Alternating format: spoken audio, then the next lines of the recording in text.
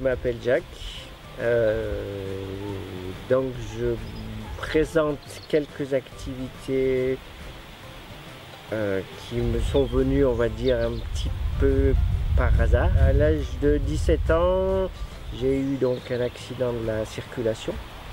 Et pendant cet accident et ce coma que j'ai vécu, j'ai vu des choses, j'ai ressenti et vu des choses qui étaient très particulières, que je ne m'imaginais pas pouvoir ressentir un jour.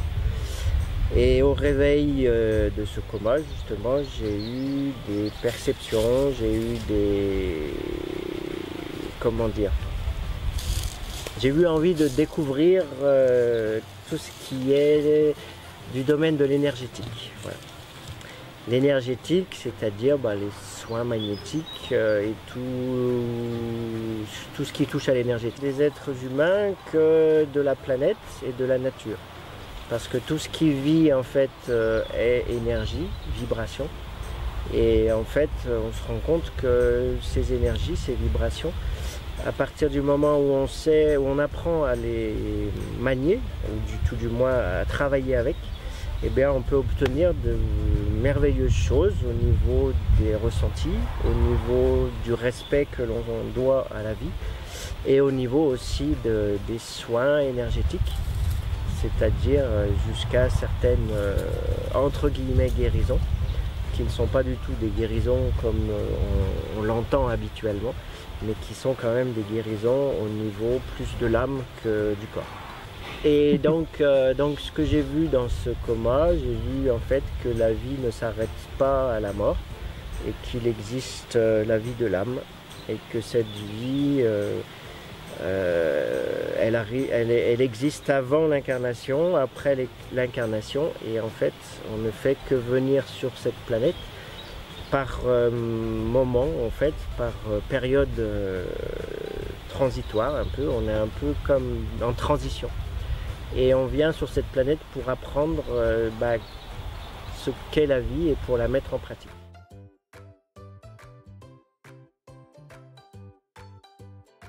Donc je fais depuis des soins magnétiques, ce qu'on appelle des passes magnétiques.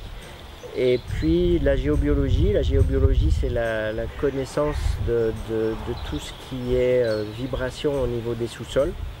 Donc l'énergétique des sous-sols, les failles, les veines d'eau et tout ça. Ce qui peut déranger beaucoup certaines personnes sensibles dans les maisons qui ont des perturbations. Mais on apprend aussi les perturbations d'origine artificielle et à réguler ces perceptions. Ces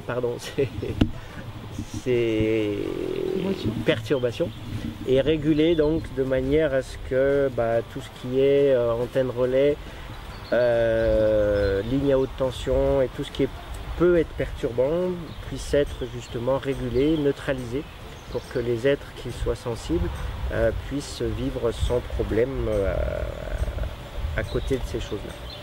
Donc, alors je dis les êtres sensibles, bien souvent c'est les personnes âgées, les enfants, et puis les personnes qui ont une sensibilité un peu plus développée, on va dire, et qui justement ressentent ces choses sans forcément les expliquer. Et depuis quelque temps, donc j'ai appris aussi à faire de la communication animale, dont le but en fait est de comprendre mieux nos animaux de compagnie, mais aussi les animaux sauvages, et leur perception, et leur présence, leur utilité dans nos vies. Et alors évidemment, c'est pas l'utilité telle qu'on l'entend habituellement. Ils sont pas là pour être utiles, mais ils sont en fait bien souvent des soignants. Alors qu'on ne s'en rend absolument pas compte. Les animaux domestiques et même sauvages nous soignent, nous aident et nous permettent en fait une évolution. À aider en fait plus à reconnaître chez les êtres humains que je croise, à reconnaître que tout est énergie déjà pour eux-mêmes, et à essayer justement d'induire le respect vis-à-vis de tout ce qui nous entoure, l'environnement, les animaux, parce que les enfants enfin tout être vivant a besoin de ce respect pour vivre et pour se développer, évoluer. Alors que le respect est une des choses, c'est comme une pierre angulaire de tout ce qu'on peut construire aujourd'hui et de tout ce qu'on a construit avant. C'est-à-dire que si on n'a pas cette pierre angulaire, tout ce qu'on construit est amené à être détruit. Alors que quand on a cette pierre angulaire du respect des uns et des autres et de l'environnement, tout ce qu'on va construire sera construit pour très longtemps. Et bien souvent, on délaisse ce côté des choses alors que c'est l'une des choses les plus importantes. Le respect des animaux, le respect de ce qu'on mange, le respect de ce que la nature nous offre, le respect des enfants, de nos enfants, qui bien souvent subissent notre société qui va à 200 à l'heure et qui ne prend plus le temps en fait de respirer, de regarder, d'observer et d'apprécier les choses de la vie. Il y a de plus en plus de gens qui sont sensibles à tout ça, surtout depuis 2012, j'ai remarqué, enfin peu importe, c'est pas une question de date, hein.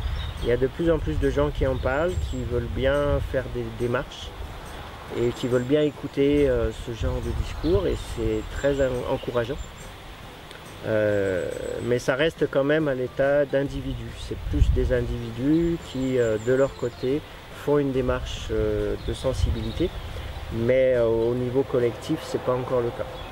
Il y a très peu de choses qui se font d'un point de vue collectif, et je pense que ça devrait suivre, puisque normalement, on commence par se changer soi-même avant de changer la société. Donc, il y a des chances qu'un jour, on voit plus clair au niveau du collectif, au niveau de la société et au niveau de l'envie aussi de voir les choses changer, bouger d'un point de vue du respect, de l'environnement, mais pas que, hein.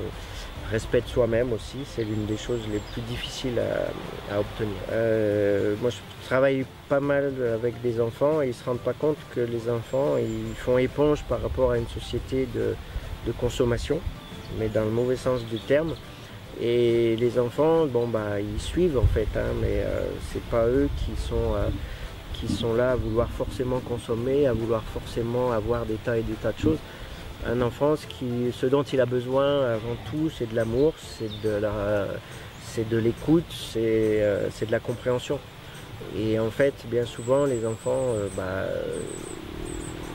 il y a beaucoup de souffrance chez certains enfants parce que les familles se recomposent et se décomposent, parce que on n'a plus le temps de rien faire d'autre que de courir, parce qu'on n'a pas le temps de les écouter, parce que plein de choses comme ça. Et bien souvent, ça pose un gros problème au niveau de leur équilibre, quoi, tout simplement.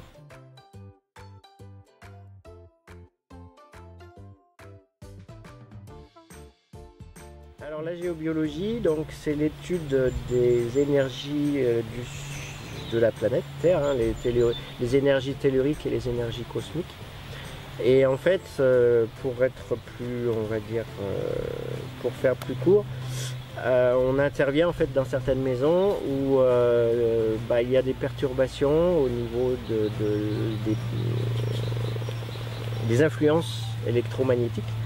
Alors, comme je disais tout à l'heure, soit les énergies d'origine naturelle, c'est-à-dire les puits sous une maison, les veines d'eau, les choses comme ça. Et puis ceux d'origine artificielle comme les lignes haute tension et puis la Wi-Fi aussi, enfin toutes ces choses qui provoquent et qui peuvent provoquer justement des perturbations chez certaines personnes. Et puis il y a aussi ce qu'on étudie aussi, c'est les mémoires négatives qui peuvent aussi induire un état de fébrilité chez des personnes sensibles. Et donc on peut dans une maison absolument harmoniser toutes ces problématiques. Même une ligne haute tension à proximité d'une maison n'est pas un problème. À partir du moment où on travaille toujours évidemment dans le respect des énergies de la planète et des personnes qui vivent sur le lieu. Et à partir de là, donc on peut très bien apporter des solutions pour que les personnes dorment mieux, pour que les personnes soient plus, on va dire, tranquilles, en paix avec elles-mêmes.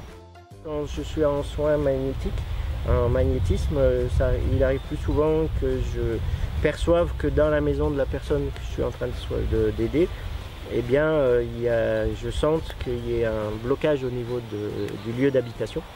Et je demande à ce moment-là la permission à ces gens, à cette personne d'aller chez elle pour établir justement un diagnostic énergétique du lieu.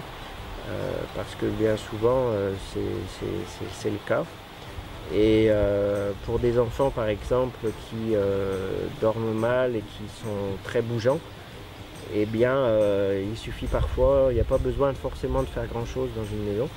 Parfois il suffit juste de tourner le lit, de le mettre dans une bonne disposition, une bonne position, pour que l'enfant soit plus du tout atteint par les perturbations qui sont juste en dessous de son lit et qui viennent du sous-sol. Alors pour la géobiologie, comme on travaille pour harmoniser une maison, ou un appartement d'ailleurs, eh bien certains utilisent le cuivre ou le fer, moi j'utilise le minéral parce que le minéral a une fonction dans la nature, c'est qu'il absorbe le négatif. Et donc le minéral, je vais dans certaines maisons amener un petit menhir qui va être positionné à un endroit très précis du terrain, du jardin, et donc ce menhir sera magnétisé. Alors pour magnétiser un menhir, on fait monter dans le menhir les énergies telluriques. On demande également aux énergies cosmiques de descendre dans le menhir, et c'est la rencontre de ces deux énergies qui provoque sur la maison, autour de la maison et au niveau du sous-sol, une protection qui harmonise toutes les énergies de la maison. C'est un travail qui demande beaucoup d'énergie parce que ça ne se fait pas en 2 minutes, mais il n'empêche que par contre ça crée vraiment des choses magnifiques. Des gens qui ne dormaient pas avant se dorment beaucoup mieux, et des enfants hyper sensibles, hyper actifs sont un petit peu plus calmes après et sont, on va dire, un peu plus reposés. Enfin, il y a beaucoup de choses comme ça qui se passent au niveau des familles, mais beaucoup au niveau des enfants. Et puis c'est vraiment intéressant de voir l'évolution après d'une famille par rapport à ce genre de processus. Qu'est-ce qu'une mémoire? C'est simplement que dans une maison où il s'est passé des choses très négatives, genre suicide ou crise, ou personne par exemple, parce qu'il faut savoir, enfin tout le monde sait qu'il y a encore quelques années en arrière, les gens naissaient dans les maisons et mouraient dans les maisons. Et en fait, il suffit qu'une personne dans une ancienne maison ait lutté longtemps contre une maladie avant de décéder, pour que les murs de cette maison se chargent en fait de tout son combat contre la maladie, de tout son combat pour la vie et de toutes ses souffrances. Alors évidemment ça ne se sent pas comme ça la plupart du temps, il faut vraiment y être sensible pour le sentir.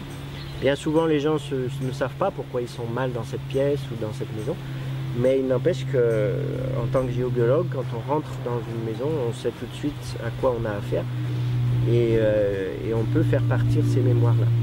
Parce que tout dans la nature est mémoire, et bien sûr il y a des mémoires positives, hein, heureusement, mais il y a aussi ces mémoires négatives qui se diffusent en fait dans la maison et qui peuvent créer des colères ou des colères inexpliquées chez certaines personnes, ou un sentiment de lassitude répété, voilà, des choses comme ça.